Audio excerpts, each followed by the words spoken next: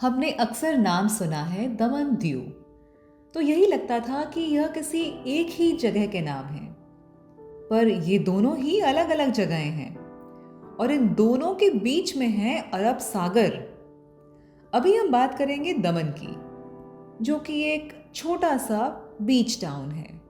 अगर आप गुजरात या आसपास से हैं और 2 दिनों की छुट्टी आपके पास है, तो यह जगह सुकूनियत के लिए मस्त है। यहाँ का मुख्य आकर्षण तो बीच ही है, जहाँ सनसेट और सनराइज के समय लहरों का आनंद लिया जा सकता है। सनराइज बेहतर रहता है क्योंकि इस समय लोग कम और ताजगी ज्यादा रहती है। लो टाइड, हाई टाइड दोनों के अपने मजे हैं। हाई टाइड में आप किनारों पर खड़े रहते हैं, लो टाइड में आप समंदर के भीतर काफी दूर तक जा सकते हैं। सुबह सुबह कैफेज तो ज़्यादा खुले नहीं मिलेंगे, पर चाय बिस्किट की व्यवस्था मिल जाती है। सवेरे 6 से 9 आप अच्छा इत्मीनान बना सकते हैं, पर इसके बाद धूप चुभने लगेगी। इसके बाद कुछ देर आराम करके आप मोटी दमन यानी बड़ी दमन जाकर दमन फोर्ट देख सकते हैं। इसे पुर्तगालियों ने दमन पर कब्जा करने के बाद 16वीं शताब्दी में बनवाया था, खुद की समुद्री सुरक्षा और प्रशासनिक ज़रूरतों के लिए।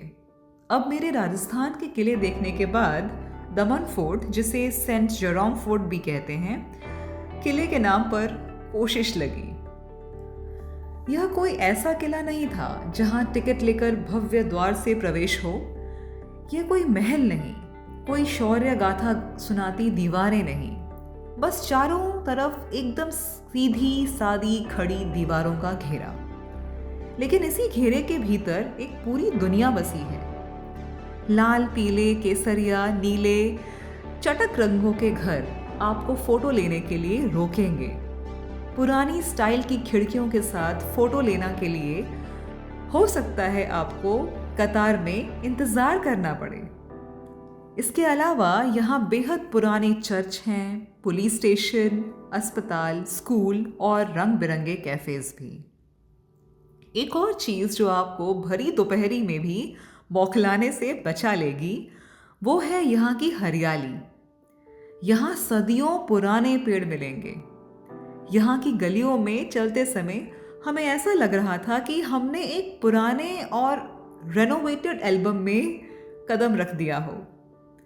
किले की दीवारों पर चढ़ने के लिए सीढ़ियाँ बनी हैं, तो हमारी उत्सुकता ने हमें इस किले की पूरी परिक्रमा ही करा दी कि शायद कोई इतिहास झांक जाए, और झांका भी, थोड़ा विचित्र सा। किले के अंदर कुछ हिस्सों में लोकल लोगों ने सब्जियां उगा रखी हैं। अच्छा ही है, यह खंडर किसी के तो काम आ रहा है। यह पूरी वॉक एक नेचर ट्रेल है। किले के भीतर, बाहर और आसपास उग गए नए पुराने छोटे बड़े पेड़ पौधों से होकर निकलने पर हमें यह मिनी हाइकिंग सी लगी। किले की छत से एक तरफ समुद्र दिखा। यह हिस्सा दमन लाइट हाउस की तरफ वाला है। यहां से हमने अरेबियन सी की अलग अलग तरह की लहरों को देखा।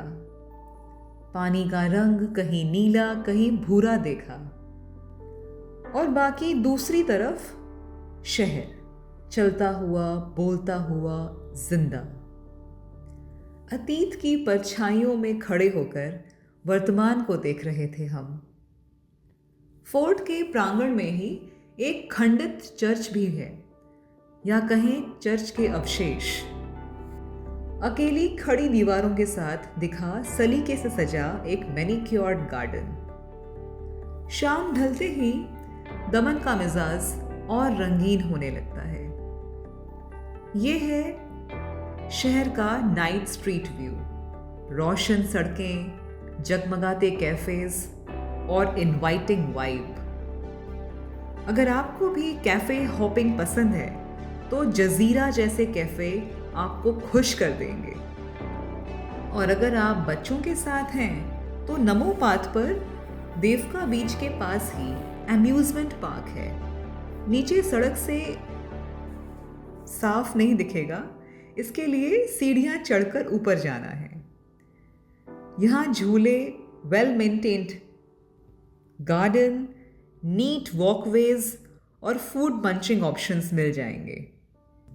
यूं तो ये सारी चीज़ें एक ही दिन में हो जाएंगी, पर अगर दमन को 2 दिन देंगे तो आराम से आराम करेंगे इस बीच टाउन में।